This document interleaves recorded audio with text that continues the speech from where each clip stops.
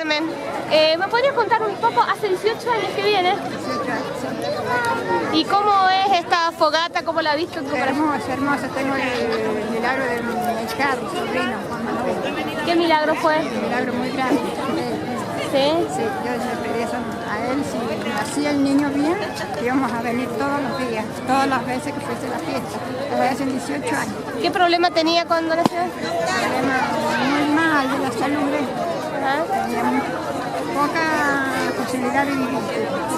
Gracias a Dios y a San Juan. El año pasado no se hizo la fogata. No. Entonces, venga con un dolor de pierna, que sí, él es Juan Manuel.